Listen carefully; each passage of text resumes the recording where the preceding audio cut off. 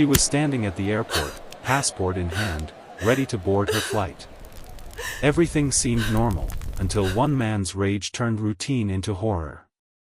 In a blink, her passport was destroyed, her dignity challenged, and the world around her seemed to freeze. What could make someone act with such blatant cruelty?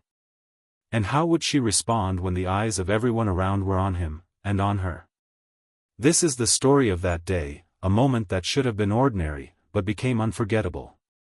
It was a busy Thursday morning, and Amara had just finished checking in for her flight. She was organized, calm, and focused on the journey ahead, just another routine day in her life. Airports were familiar territory, a place she had navigated countless times without incident. Her suitcase rolled smoothly behind her, and she was already picturing the moment she would step off the plane, excitement bubbling at the thought of visiting family. But as she approached the security desk, a shadow of tension crept in, an officer's eyes lingered on her passport longer than necessary, and an uneasy silence fell. Something felt off, though she couldn't yet understand how drastically this day would change. As Amara handed over her passport, the officer's eyes flicked over it with a sharpness that made her stomach tighten. She smiled politely, expecting a routine check, but the routine never came. Instead, he barked a question she didn't understand, his tone sharp, dismissive, and oddly personal. She repeated herself carefully, hoping for clarity, but his glare only deepened. Around her, passengers moved past, oblivious, yet she felt every gaze on her, every second stretching unbearably. Then, without warning, he took her passport and slammed it onto the counter. "Do you even know what this is?" he demanded, his voice rising, echoing against the sterile walls of the airport. Amara's heart raced. Confusion gave way to fear. Questions spun in her mind: why me? What did I do wrong? She tried to explain calmly, to reason, but words fell flat against his sudden fury. Passengers began to watch now, some murmuring, some stepping back. The officer's hand hovered over her passport, and then, with a shocking motion, he burned it. Flames licked the edges of the document as Amara's eyes widened in disbelief.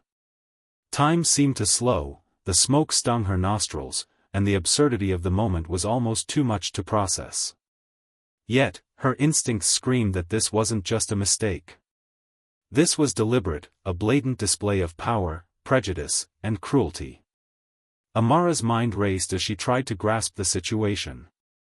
People were staring, some snapping pictures, others frozen with shock. But the officer didn't stop, he stepped closer, his authority radiating like a wall, daring her to react. She could feel the tension like electricity, sparking in the air between them. Was there anyone who could intervene? Would anyone? Every second felt like a test of courage, a trial that no one had the right to administer. Her hands trembled, yet she stood her ground. The world seemed to hold its breath, waiting to see what she would do next. And then, just when the fear threatened to overwhelm her, the officer paused. Something in his demeanor shifted ever so slightly, an almost imperceptible change that hinted at an internal reckoning. But the moment passed quickly, and Amara had no time to process it fully. She was still trapped in the eye of the storm, unsure of whether relief or further confrontation would come next. Every heart in that terminal seemed to beat in sync with hers. Every whisper, every glance, every camera flash amplified the tension. The injustice was palpable, heavy, and suffocating, but so was her resolve. This was no ordinary airport check. This was a battle for dignity, for respect, and for her right to exist without fear. And as she braced herself for what would happen next, one question burned hotter than the flames that had touched her passport: how far would he go before realizing the weight of what he had done? Amara's passport was gone, nothing but scorched edges and smoke remaining on the counter. The officer's face was twisted, a mixture of authority and sudden uncertainty, yet his gaze still burned with accusation. Every instinct screamed at her to run, to protest, to do something, but she couldn't. The terminal felt smaller somehow, the hum of fluorescent lights replaced by the pounding of her own heartbeat. People were watching now, cameras raised, whispers rising into a tense chorus of disbelief. "Is this your passport?" he barked again, his tone sharp, almost incredulous. Her throat tightened, words felt useless. She met his eyes and, in that moment, she realized something terrifying and empowering at the same time: this was bigger than a single document. It was a test of her dignity, her courage, and the simple right to exist without fear. Then it happened. A supervisor approached, drawn by the commotion. The officer's confidence faltered. For the first time, he hesitated, glancing around at the growing crowd, at the witnesses whose phones and eyes were now recording every second. Amara's chest heaved with a mix of fear, anger, and determination. She stepped forward, her voice steady despite the shaking inside. "You can't treat me like this. Not here. Not ever." The officer froze. The weight of the moment pressed down on him, and for a split second, the balance of power shifted. The terminal held its collective breath. And then, he stepped back, uncertain, suddenly aware that the world was watching, not just him, but the cruelty he had chosen to display. In that tense pause, Amara understood something profound: survival wasn't just about escaping harm. It was about claiming her voice, reclaiming her dignity, and refusing to let hatred define her. The flames of her passport may have been real, but the fire within her was stronger. And just as the crowd exhaled, just as the officer's anger began to waver, one question lingered in the air, heavy and unresolved: would justice finally be served, or would this moment fade, forgotten, like so many before it?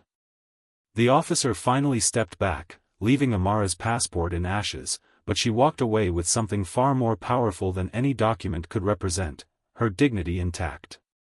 Though shaken, she refused to let fear define her, refusing to let hatred dictate her actions.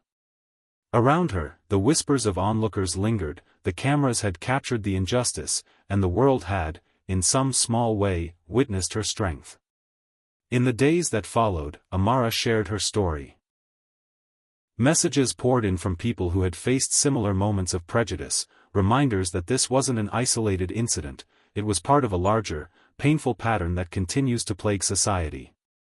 The incident became more than a personal ordeal, it became a symbol of resilience, a mirror reflecting the harsh realities of racial injustice that so many endure silently. Her passport was gone, but the lesson remained: courage isn't always loud. Sometimes it's quiet, steady, and unwavering in the face of blatant discrimination.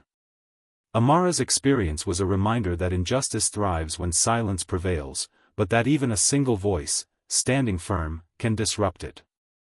And as the world watched, one question lingered, haunting and urgent: how many more will endure this, unseen and unheard, before we truly confront the prejudice around us? This story doesn't end with her passport, it ends with a call: to acknowledge, to challenge, and to act. Every injustice witnessed and shared brings us one step closer to a world where dignity isn't determined by the color of one's skin. Amara walked away that day, not broken, but stronger, carrying a truth that the flames could never destroy: that courage, integrity, and resilience are mightier than fear.